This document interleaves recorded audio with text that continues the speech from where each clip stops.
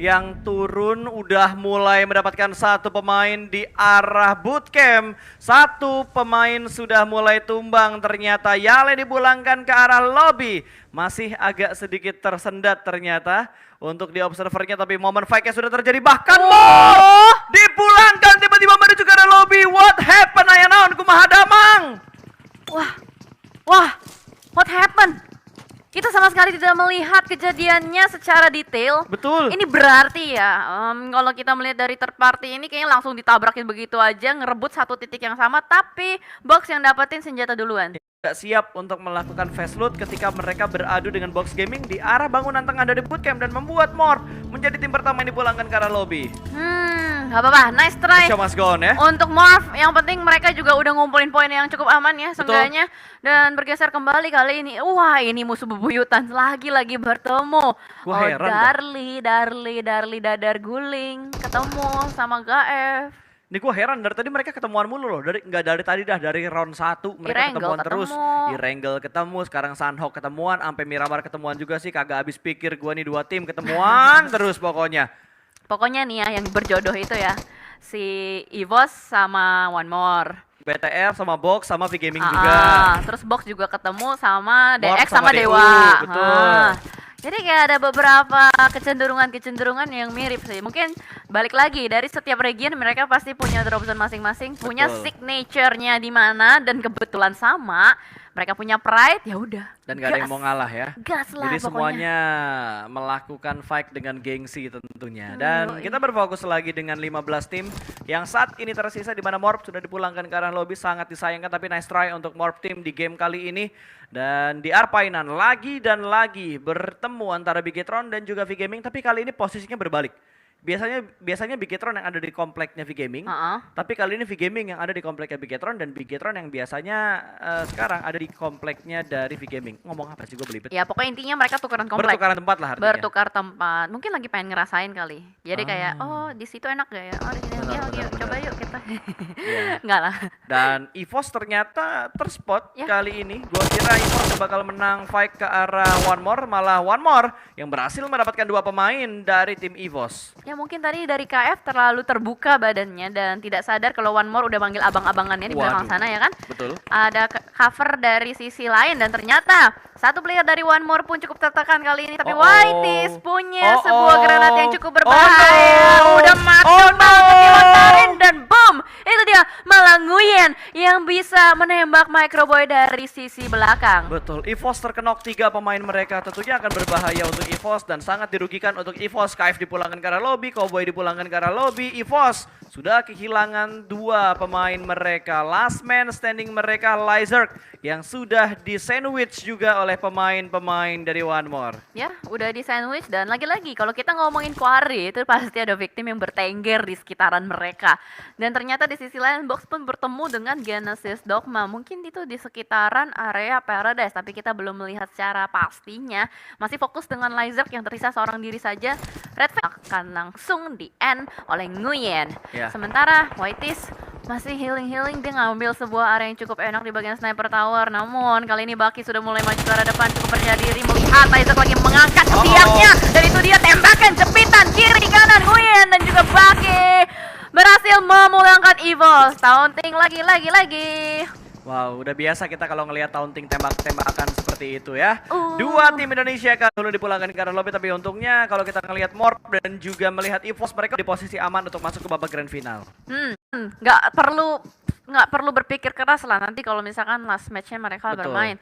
Dan bergeser lagi nih ya, Box yang dari tadi masih ketemuan ngotot Dogma, harus kehilangan Satar dan Soas di depan sana. Nyaris tapi masih tertutup oleh daun-daun.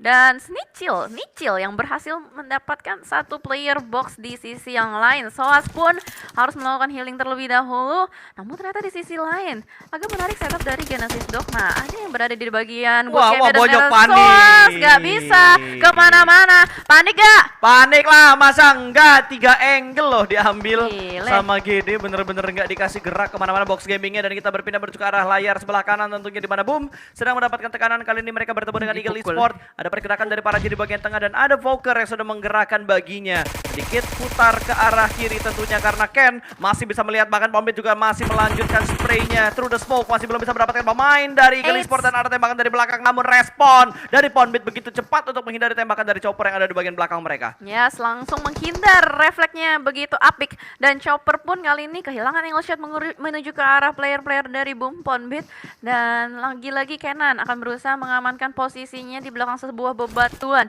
Namun dari Eagle Esports mereka split cukup berjauhan dan aduh, player-player box pun masih ditunjukin satu persatu tapi breakingnya masih bertahan juga. Sementara Boom Voker dengan kawannya kali ini mungkin akan menyisir satu rumah tapi masih belum ketahuan posisinya di mana. Salah rumah nampaknya, penyisiran yang belum berhasil. Rumah ini kosong, tidak ada, mission abort. Geser lagi, itu ada Namshin. Itu Namshin. Namshin lagi angkat ke tiang, dilemparin granat tapi masih belum ketahuan juga. Ternyata ada fight yang terjadi di sisi yang lain. Gede masih ngotot-ngototan dengan break yang tidak dancing. Ya, wow, Brick yang tidak dancing ya, dan ada lemparan molotov tentunya untuk memaksa Brick kembali maju tidak mundur ke arah belakang. Close combat antara Boom dan juga Brick kali ini bakal ada jarak dekat, ternyata mengganti dengan menggunakan M4. Mau lompat tapi ternyata Brick dihentikan dengan cepat. Menjadi sebuah keuntungan untuk GD Gits dan di arah lain Boom juga berhasil menguasai Eagle Esports kali ini. Dua tim Indonesia melakukan fight di arah dua tempat yang berbeda dan alhamdulillah dua-duanya berhasil menguasai fight tersebut. Yap, gokil.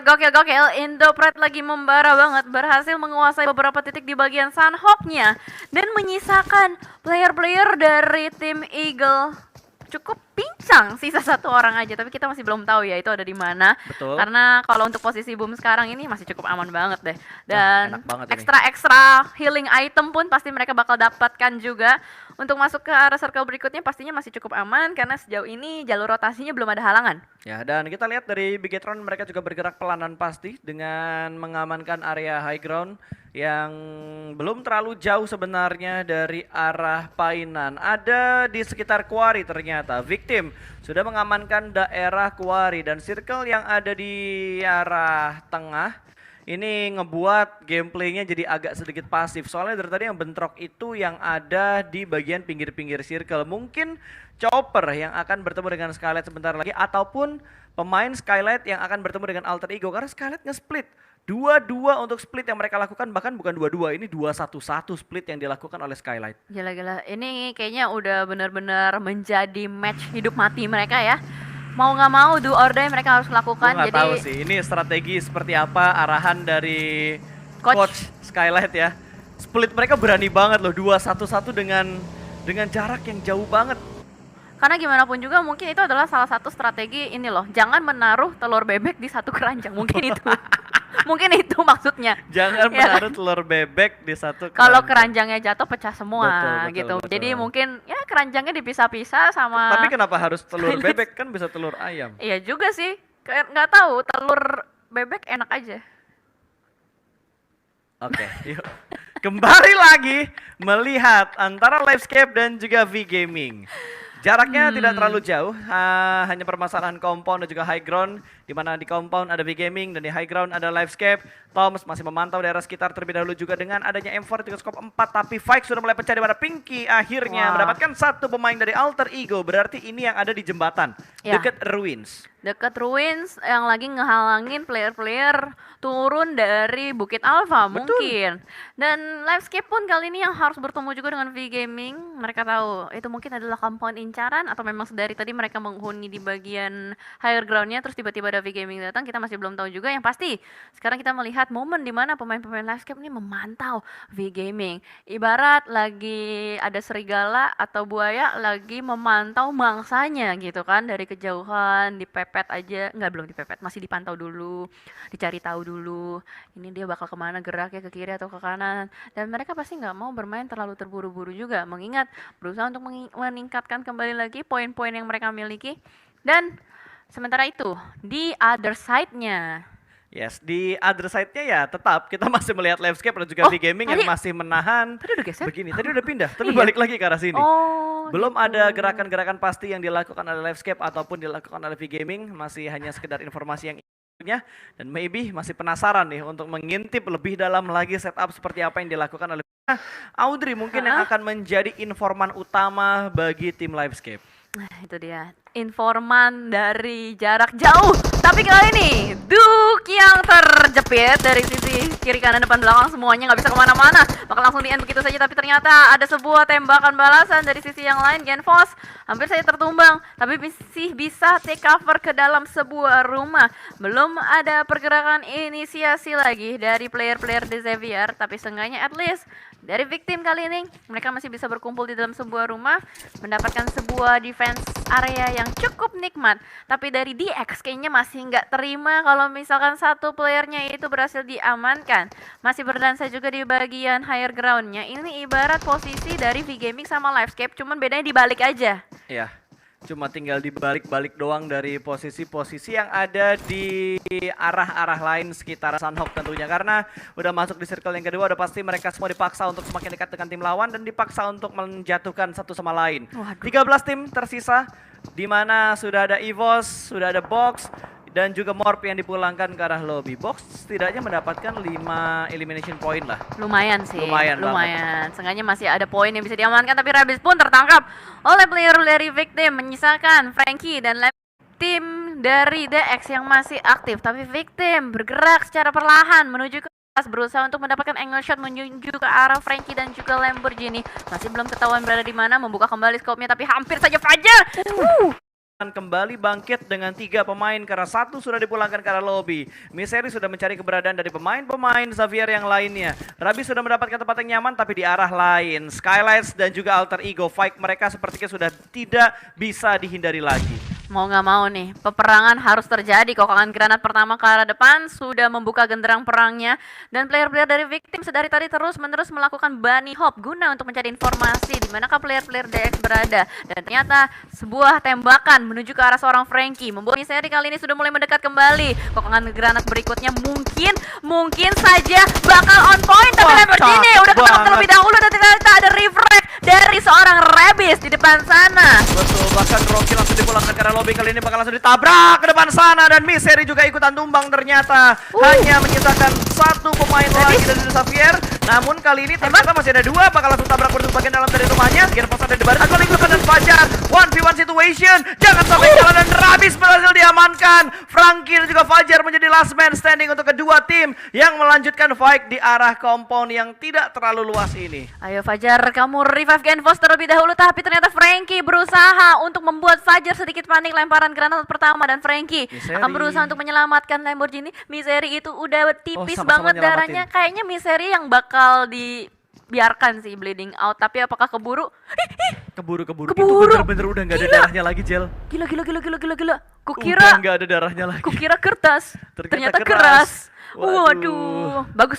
Jadinya Betul. 2 versus 3 situation. Tapi Misery lihat, dia langsung sigap loh, ngelempar granat lagi. Wah, Gua kira gila. connect. Itu kalau connect B1 Gen udah selesai fight-nya. Ya betul banget, berusaha untuk mendapatkan timing tapi ternyata posisinya masih tertahan oleh tembok-tembok. Sementara itu di sisi lain Bigetron bakal bertemu dengan tim lain Livescape. Tapi kali ini kita bakal fokus dulu dengan fight antara DX dan juga victim yang terus-menerus masih bergesekan juga, berusaha untuk mengamankan bibir circle-nya. Tapi victim, kalau kita lihat mereka melakukan setup yang cukup apik. Ini DX harusnya bakal terjepit sih dari seluruh arah. Betul, dan ada granat dari Genfos. Ingat, ini tinggal 2 pemain lagi. Ternyata Happy Birthday kembali sukses dan Lamborghini berniat untuk memulangkan pemain victim ke arah lobby. Tapi backup yang begitu cepat, granat sudah mulai dimasak. Kali ini lempar tipis ke arah depan sana, tapi ternyata ada stun granat yang membutakan pergerakan dari victim. Sudah mendapatkan beberapa hit, kali ini bakal ada jump shoot dari bagian dalam dan rata. Victim berhasil mencabut nyawa dari pemain-pemain The Xavier. Taunting dilakukan oleh seorang Fajar dan victim bertahan. Poin eliminationnya juga bertambah. Yes, betul banget, memboosting kembali poin-poin dari victim untuk menyundul papan leaderboardnya. Sementara Livescape yang kali ini lagi sedikit kesusahan pergerakannya. Seorang Audrey tertangkap oleh player Red Alliance dan ada predict shot dari seorang Chua yang sebenarnya nggak ada siapa-siapa juga di belakang sana. Sementara itu Toms menjadi the last man standing juga kali ini.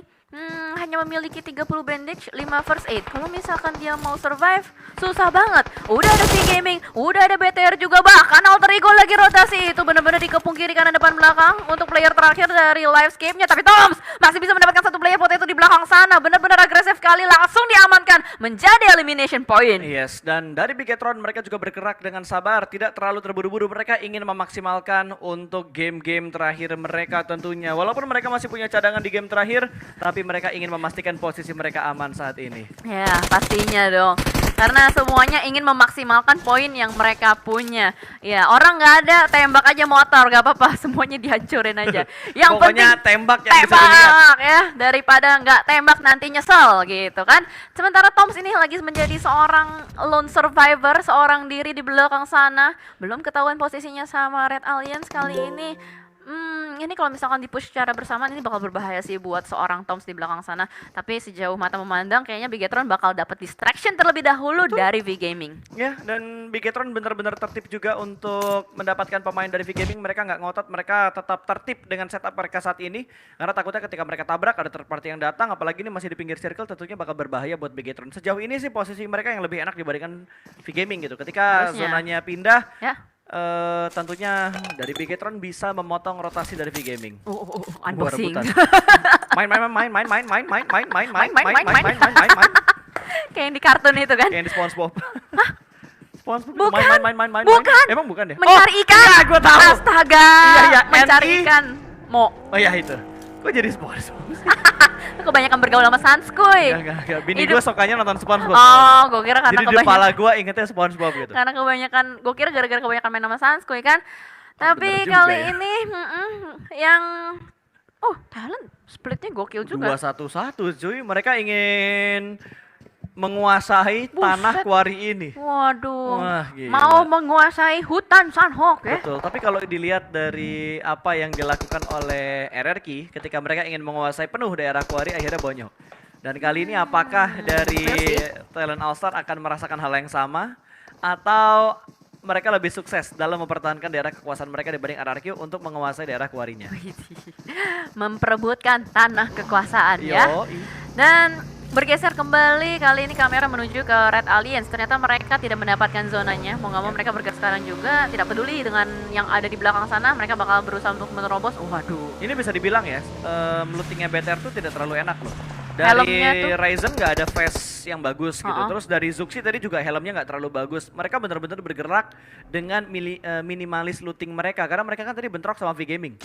Jadi mau nggak mau mereka berusaha untuk looting cepat dan keluar dari painan kan. Betul. Dan sementara Chua yang malah tertahan di sini, mereka split lagi. Wah, V-Gaming melakukan pergerakan yang begitu berjauhan dan kali ini akan menjadi extra point pastinya untuk Slayer. Wah gila, langsung dikejar, bakal langsung berusaha di-confirm begitu saja. Tapi kayaknya Slayer juga butuh lootingan sih, makanya langsung saja berusaha untuk mendekat ke arah kotak dari Chua itu sendiri. Sementara bergeser ke arah yang lain, boom, masih bertahan dengan 4 playernya. Satu player yang sudah diutus untuk bergerak ke arah depan, Ikir mungkin sepertinya kalau dia main, atau Ponbit. Oh ya, ternyata Ponbit yang harus bergerak terlebih dahulu untuk mengamankan leader circle-nya bertemu kembali dengan Fajar. victim. Fajar tertekan oleh Blue Zone di belakang sana. V-Gaming pun dieliminasi, tapi Fajar masih bisa menggocek tembakan dari seorang Ken, tapi malah Misery dari sisi lain mendapatkan seorang Kenan. Ya, ini mereka butuh masuk ke dalam zona. Untuk kedua tim ini mereka masih belum aman dan Misery lagi-lagi mendapatkan beberapa tekanan dan ada pergerakan yang dibangun oleh Victim untuk daerah-daerah sekitar mereka. Sudah mulai bergerak, kali ini Victim cukup dekat.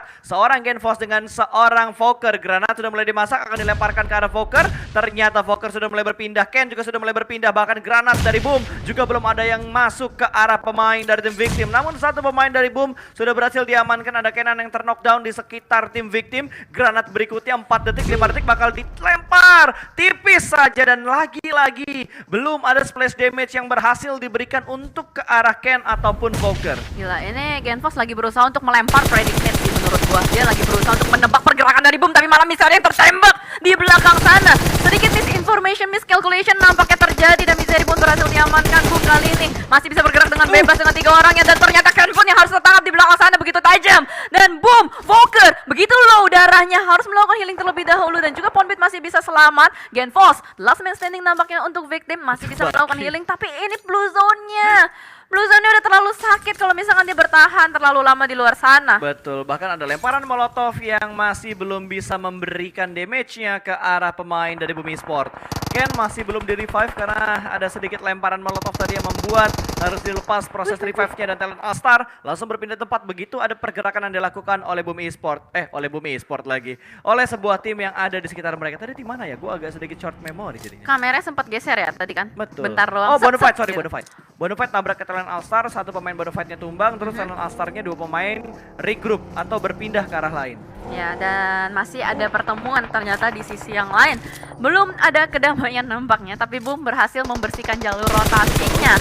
Dan kayaknya Boom bakal bisa jadi penyelamat untuk Bonafide. Tembakan hampir saja menumbangkan seorang mid lane, dan ternyata Ryzen pun tertangkap. Talent All-Star menguasai area quarry dengan sangat epic sekali, dan juga Zuxi hampir tertangkap, tapi ada balasan tembakan menuju ke arah Kelsey, tapi Liquid nggak aware dengan positioning dari seorang Kelsey, tapi seenggaknya bisa buying time untuk seorang Zuxi menyelamatkan Ryzen. Betul, itu bait mungkin yang dilakukan oleh Bigetron, mengorbankan Liquid untuk Zuxi bergerak menyelamatkan seorang Ryzen. Karena tadi kalau dua-duanya dempet terlalu lama, Kelsey bisa aja mendapatkan dua pemain lagi dari Bigetron dan Alliance.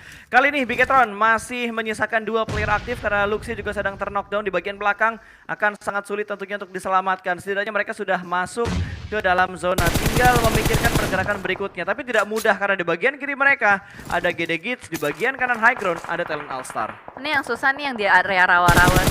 Mau naik ke atas susah, dijepit juga ada Bonafide, ada Eagle juga. Dan mau tidak mau, Boom harus menghadapi Talent All-Star. Kali ini bakal menjadi pergerakan yang cukup barbar. Itu dia pas banget mid lane. Lagi nggak bisa melawan. Dan Jan 17 lagi nih akan berusaha melawan. Positioning dari Boom, tembakan ke arah depan, tapi Jan harus mengganti senjatanya. Timing yang sangat tepat membuat Talent All-Star harus rontok satu persatu. Betul, bahkan hanya menyisakan satu pemain dari Talent All-Star. Sementara di arah lain dari Alter Ego dipulangkan ke arah lobby, dan Boom mendominasi banget. Mereka sudah mendapatkan jumlah 8 poin elimination. Namun tiba-tiba tembakan yang tidak diduga-duga berhasil mendapatkan dua pemain dari Boom, tapi untungnya masih belum bisa dipulangkan ke arah lobby. Boom masih utuh dengan keempat pemain mereka, tinggal di revive aja.